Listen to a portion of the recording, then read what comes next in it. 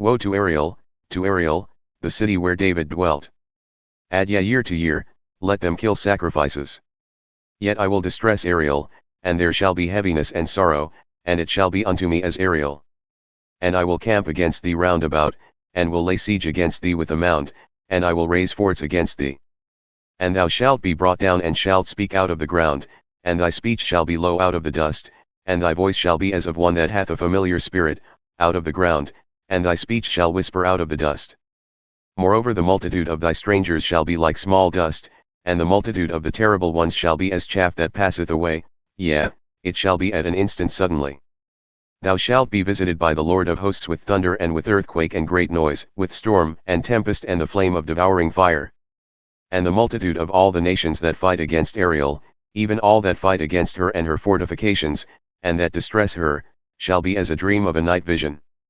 It shall even be as when a hungry man dreameth, and behold, he eateth, but he awaketh, and his soul is empty.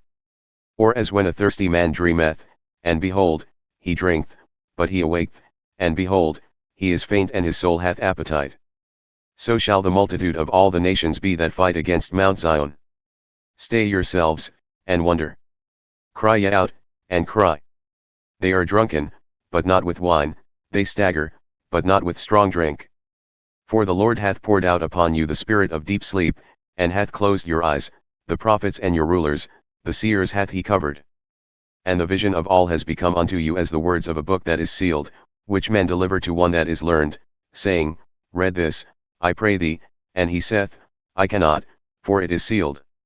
And the book is delivered to him that is not learned, saying, Read this, I pray thee, and he saith, I am not learned. Therefore the Lord said, Inasmuch as this people draw near me with their mouth and with their lips do honor me, but have removed their heart far from me, and their fear toward me is taught by the precept of men. Therefore, behold, I will proceed to do a marvelous work among this people, even a marvelous work and a wonder, for the wisdom of their wise men shall perish, and the understanding of their prudent men shall be hid. Woe unto them that seek deep to hide their counsel from the Lord, and their works are in the dark, and they say, Who seeth us? And, who knoweth us? Surely your turning of things upside down shall be esteemed as the potter's clay, for shall the work say of him that made it, He made me not? Or shall the thing formed say of him that formed it, He had no understanding? Is it not yet a very little while, and Lebanon shall be turned into a fruitful field, and the fruitful field shall be esteemed as a forest? And in that day shall the deaf hear the words of the book, and the eyes of the blind shall see out of obscurity and out of darkness. The meek also shall increase their joy in the Lord, and the poor among men shall rejoice in the Holy One of Israel. For the terrible one is brought to naught, and the scorner is consumed, and all that watch for iniquity are cut off. Who make a man an offender for a word, and lay a snare for him that reproveth in the gate, and turn aside the just for a thing of naught. Therefore thus saith the Lord, who redeemed Abraham, concerning the house of Jacob, Jacob shall not now be ashamed, neither shall his face now wax pale.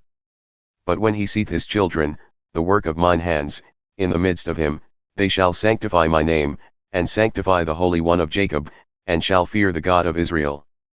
They also that erred in spirit shall come to understanding, and they that murmured shall learn doctrine.